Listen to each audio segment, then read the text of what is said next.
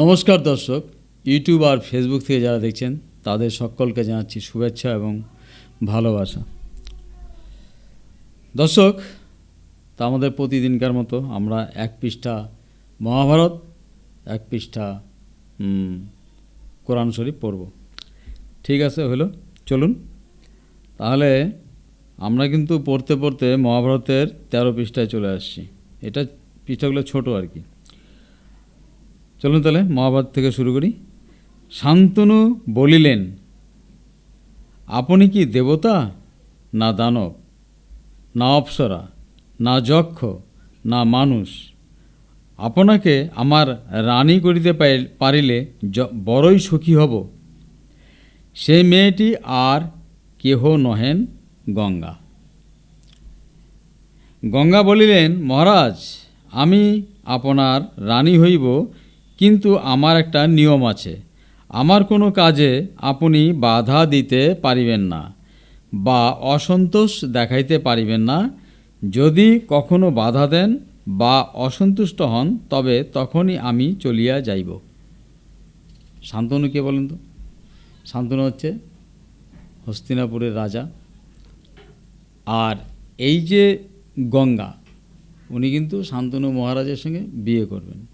কিসের জন্য বলেন তো? ওই যে স্বর্গের অষ্টবসু গঙ্গার পেটে জন্মগ্রহণ করবে। আগের দিনে যে ভিডিওটা সে দেখবেন। শান্তনু এই নিয়মে রাজি হইয়া পরমা সুন্দরী রানী লইয়া ঘরে ফিরিলেন। তারপর তাহাদের দিন খুবই সুখে যায়। কিন্তু ইহার মধ্যে একটা ভারী দুঃখের বিষয় হইয়া উঠিল। রাজার দেবকুমারের মতো সুন্দর এক একটি ছেলে হয়, আর অমনি রানী তাহাকে গঙ্গায় ফেলিয়া দেন। ওই অষ্টবসু বলে দিছে, মা, তোমার গর্ভে আমরা জন্মগ্রহণ করব, আর জন্মের পরেই জলের মধ্যে ফেলে দিবা। তাহলে মা গঙ্গা সেটাই পালন করতেছে আর কি। দুঃখে রাজার বুক ফাটিয়া যায়, তবু কিছু বলিতে সাহস পান না। পাছে রানী বলেন, আমি চলিলাম। একটি নয়, দুটি নয়, রানী ক্রমে 7টি ছেলে এইভাবে জন্মের পরেই গঙ্গায় ফেলিয়া দিলেন। 7 বার রাজা চুপ করিয়া দুঃখ সহ্য করিলেন। তারপর যখন আরেকটি ছেলে হইল, তখন রানী হাসিতে লাগিলেন। কিন্তু রাজার প্রাণে আর কত সহ্য হইবে? মানে ও ভাব দেখাচ্ছে মা গঙ্গা যে এখনই তো ফেলাই দেব জলের মধ্যে। রাজাটা সেটা সহ্য করতে পারতেছে না। এই একটি ছেলেকে রাখিতে পারিলেও বুঝি তাহার প্রাণ একটু শীতল হয়। এই ভাবিয়া তিনি সকল কথা ভুলিয়া গিয়া এবারে রানীকে বাধা দিলেন, শর্ত ভেঙে দিল। বলিলেন, হায় হায়, এটিকেও মারিও না। কেন তুমি এমন নিষ্ঠুর হইলে? এমন পাপ কি করিতে আছে? রানী বলিলেন, মহারাজ, এই লও তোমার ছেলে, কিন্তু নিয়মের কথা মনে আছে তো? আমি চলিলাম, তোমার মঙ্গল হোক। এটা কোন ছেলেটা বেঁচে গেল? ওই যে যেটা গরু চুরি করার 1 নম্বরে ছিল, বেশি পাপ করছিল, বাকিগুলো কম পাপ করছিল জন্য মা গঙ্গা জলে ফেলা দিয়ে ওদেরকে মারে ফেলছে। তখন গঙ্গা তাহার নিজের কথা, 8 জন বসুর কথা রাজাকে বুঝাইয়া বলিয়া, আর ছেলেটি তাহাকে দিয়া আকাশে মিলাইয়া গেলেন। সেই ছেলেটির নাম দেবব্রত আর গাঙ্গেয়। এই 2 নাম রাখা হইল। দেবব্রত খুব ছোট থাকিতেই শান্তনু তপস্যা করিতে বনে চলিয়া গেলেন। গঙ্গার ধারেই সেই বন। সেখানে অনেক বৎসর ধরিয়া শান্তনু তপস্যা করিলেন। ততদিনে দেবব্রত বেশ বড় হইয়া উঠিলেন। রূপে গুণে বিদ্যায় বুদ্ধিতে এই পৃথিবীতে দেবব্রতের সমান কেহ রহিল না। এমন সময় একদিন দেবব্রত হরিণ শিকারে বাহির হইয়াছেন, আর একটা হরিণ তাহার তীর খাইয়া পলায়ন করাতে তাহাকে ধরিবার জন্য তিনি ভয়ঙ্কর তীর ছুঁড়িয়া গঙ্গার জল প্রায় শুষিয়া ফেলিয়াছেন। সেইখানে শান্তনু থাকেন। হঠাৎ গঙ্গার জল কেন শুকাইয়া গেল, তাহা জানিতে গিয়া দেবব্রতের সঙ্গে তাহার দেখা হইল। কিন্তু দেবব্রত তাহাকে দেখিতে পাইয়াই অন্যদিকে চলিয়া গেলেন। যাহাই হোক, শান্তনুর বুঝিতে বাকি রহিল না যে এটি তাহারই পুত্র। তাই তিনি গঙ্গাকে স্মরণ করিয়া বলিলেন, আমার পুত্রকে আবার দেখাও। তখন গঙ্গা দেবব্রতকে শান্তনুর নিকট উপস্থিত করিয়া বলিলেন, মহারাজ, এই তোমার সেই পুত্র। আমি ইহাকে বড় করিয়াছি। এই কুমার দেবতার অতিশয় প্রিয় পাত্র।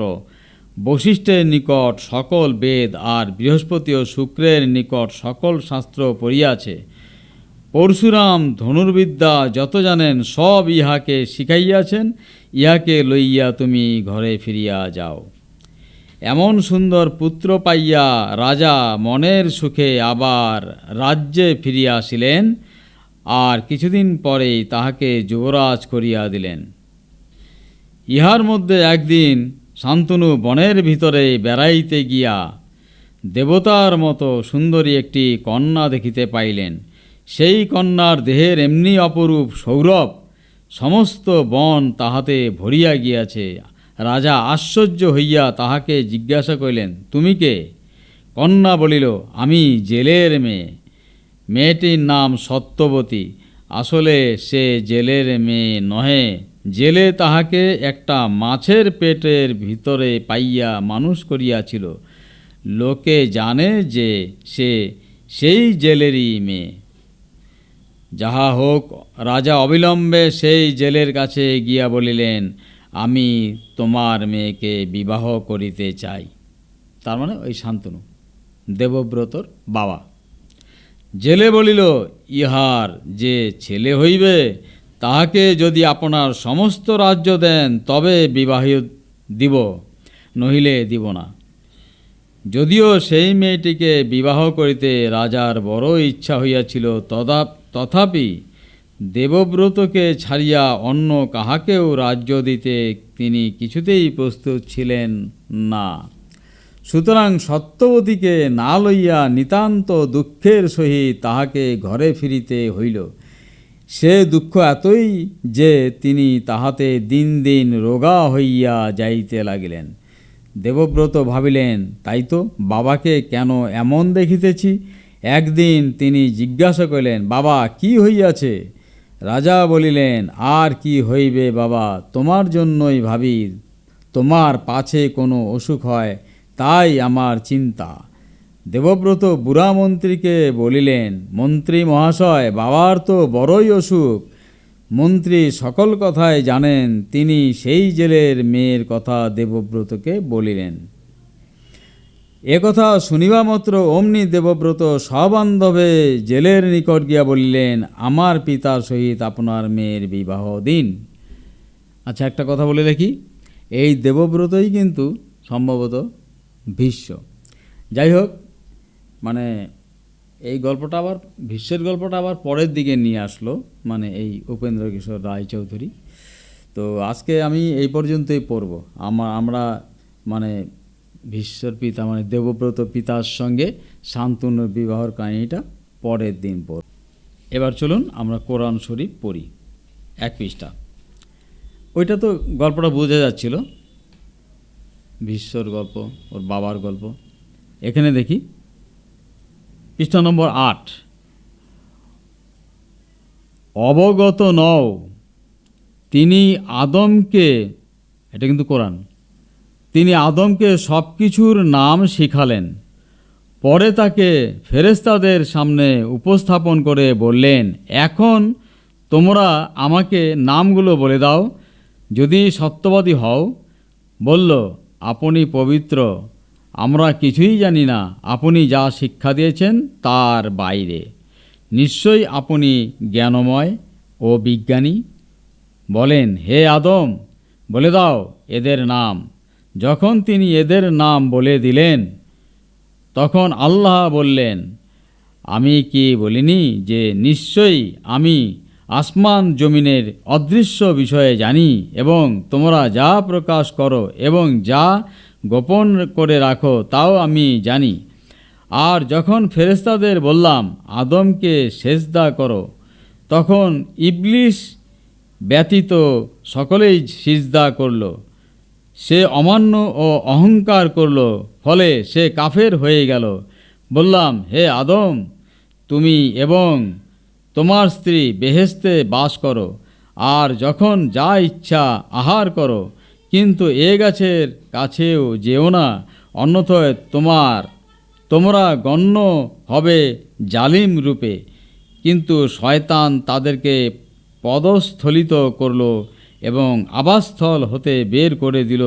বললাম, তোমরা নেমে পড়ো দুনিয়াতে, তোমরা পরস্পর শত্রু, তোমাদের জন্য রইল দুনিয়াতে কিছুকালের জন্য অবস্থান ও জীবিকা। আদম স্বীয় রব থেকে কিছু বাণী পেলেন, তিনি তাকে ক্ষমা করে দিলেন, নিশ্চয়ই তিনি ক্ষমাশীল দয়ালু। বললাম, সকলেই নেমে যাও। দর্শক, আমি এই যে কোরআনের যে পৃষ্ঠাটা পড়লাম, আমি কিন্তু কিচ্ছু বুঝতে পারলাম না। একটা তো কথার তো একটা সিস্টেম আছে, আমি কিছুই বুঝলাম না এই পৃষ্ঠাটা। ঠিক আছে, একটা ভাষা আর একটা ভাষার সঙ্গে যে কতটা ডিফারেন্স এখানে পরিষ্কার বোঝা যাচ্ছে। যাই হোক, আমি আজকে ভিডিওটা এখানেই শেষ করব, কারণ যারা বোঝার তারা বুঝে আমাকে একটু কমেন্ট করবেন। ধন্যবাদ, ভালো থাকবেন, সুস্থ থাকবেন।